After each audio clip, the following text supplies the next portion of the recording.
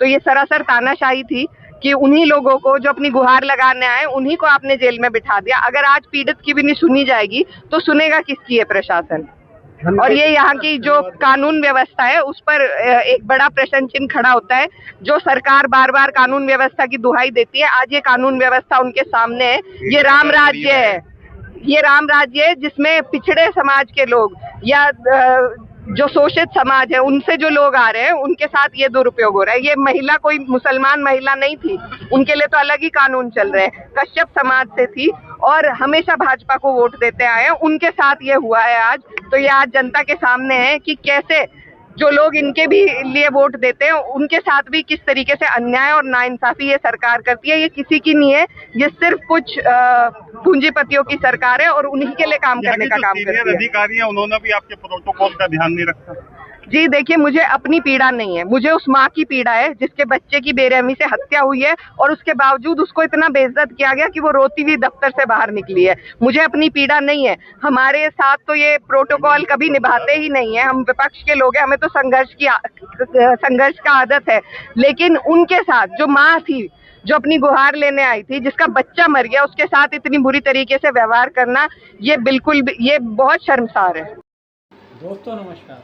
आज के वीडियो में हम बात करेंगे उत्तर प्रदेश की राजनीति और पुलिस प्रशासन की मनमानी को लेकर। एक खबर बहुत तेज़ी से यूपी में क्या पूरे देश में वायरल हो रही है। वो ये है कि कैराना का जो सांसद हैं वो समाजवादी पार्टी की महिला नेता इकरा हसन, जो कि एक हत्या के मामले में असुल्ला गांव के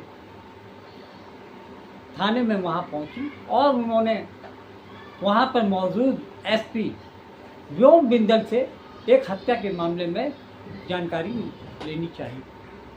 वो अपने साथ में एक बूढ़ी बुजुर्ग महिला को साथ ले गई थी, जिनके बेटे की हत्या पिछले महीने अप्रैल में 20-22 तारीख को उसके दोस्तों ने मिलकर कर दी थी। उस मामले को लेकर इकरा हसन के पास वो महिला पहुंची और पुलिस डिपार्टमेंट के बारे में, उनकी जांच के बारे में उन्होंने उनसे शिकायत की कि वो लोग सही तरीके से मामले की जांच नहीं कर रहे हैं। इस बात को लेकर इकरा हसन मंगलवार को थाने में पहुंचती हैं और वहां पे मौजूद लोग ठीक तरीके से उनकी बात का रिस्पॉन्स नहीं देते हैं। तो इस मामले को लेकर वो डीआईजी अभिषेक सिंह के ऑफिस में पहुंचती हैं। अभिषेक सिंह ने वहां पर जो पीड़ित माँ थी उसको लेकर रुखाई दिखाते हुए सांसद के सामने ही उनसे कहा आप बाहर जाइए। इस बात से इकरा हसन एकदम से खफा हो गई और उन्होंने कहा कि आप इस तरीके से एक पीड़ित महिला के साथ में एक माँ के जिसका बेटा खोया है उसको आप इस तरीके से बिहेव कैसे कर रहे हैं? आपको तो उसके महिला होने के नाते उसके प्रति अपनी संवेदनाएं दिखानी चाहिए थी। आप इस तरीके से अपने क्षेत्र की जनता के साथ में ऐसा व्यवहार कैसे कर सकते हैं? फिलहाल अभिषेक सिंह और इकरा हसन के बीच में लगभग 10 मिनट तक बातचीत होती है और अभिषेक सिंह इस बात का आश्वासन देते हैं कि मामले की जांच पूरी गंभीरता से की जाएगी। वहां से निकलकर इकरा हसन अपने साथ में आए समर्थकों और उस महिला के साथ में पार्किंग की जगह पर बातचीत कर रहे थे और यह तय कर रहे थे कि एक नई एप्लीकेशन इस मामले में दी जाएगी। तभी अचानक महिला पुलिस के साथ में एक महिला सब इंस्पेक्टर आकर इकरा हसन को हाथ पकड़ने की कोशिश करते हैं। तब इकरा हसन एकदम से बिफर उठती हैं और कहती हैं मुझे हाथ लगाने की हिम्मत नहीं करना। इस बात को लेकर कुछ गहमा गहमी हुई। उसके बाद महिला सब इंस्पेक्टर उनको थाने के अंदर ले आई और इकरा हसन के हिसाब से उनको हिरासत में ले लिया गया। उन पर यह आरोप लगाया कि वो सड़क पे मजमा इकट्ठा करके यातायात को बाधित कर रही थी। इस आरोप में उनको थाने के अंदर बैठाया रखा गया।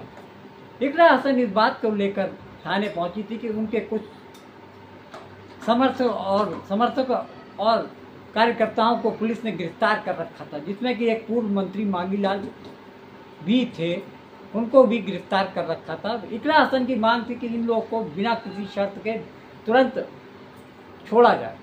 इस मामले में बाद में जिलाधिकारी वहां पहुंचते हैं और यह आश्वासन देते हैं कि अगले दिन सुबह तक उनके सभी कार्यकर्ताओं को बिना किसी शर्त के छोड़ दिया जाएगा। पहले पुलिस का ये बयान था, पुलिस ये कह रही थी जब तक आप इनकी जमानत नहीं लेंगी तब तक इन लोग को रिहा नहीं किया जाएगा। इस बात को लेकर पूरे प्रदेश में चर्चा चल रही है कि पुलिस की मनमानी इतनी बढ़ गई है कि वो सिर्फ सीएम ऑफिस के इशारों पे ही काम करते हैं और ख़ास तौर से विपक्ष के किसी भी नेता, विधायक, सांसद को वो कुछ भी नहीं समझते हैं, क्योंकि उनको मालूम है कि उनके हाथ, उनके सिर पर सीएम योगी का हाथ है, तो उनका विपक्ष पे कितना भी वो कर लें कोई असर होने वाला नहीं है।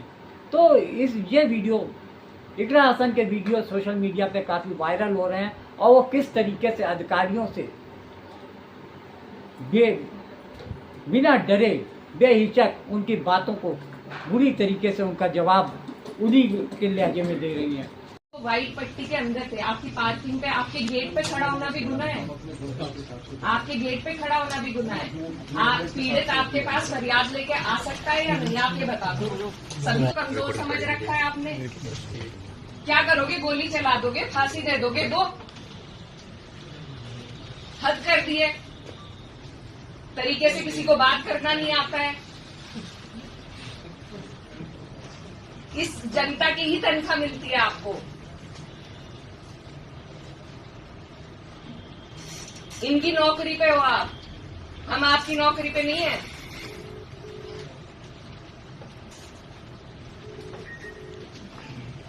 वो जो लापता लोग हैं वो कहाँ हैं, उनकी जानकारी दीजिए हमें।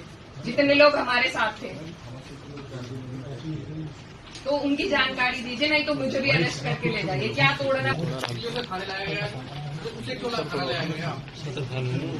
पीड़ित की मां, पीड़ित का भाई, पीड़ित के और परिजन जो साथ थे, जो पैरोकार थे, उन्हें ये इंसाफ दे रहे हैं आप।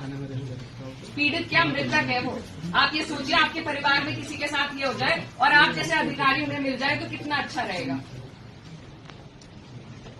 हमारी तो कामना है कि आपके जैसे अधिकारी आपके काम आए आगे। उन 6 लोगों का रिलीज करवा दो आप, नहीं तो आप मुझे भी अंदर भेजो। या तो उन्हें छुड़वाइए या हमें अंदर भेजिए। आप अपने वीआई के साथ सबसे बात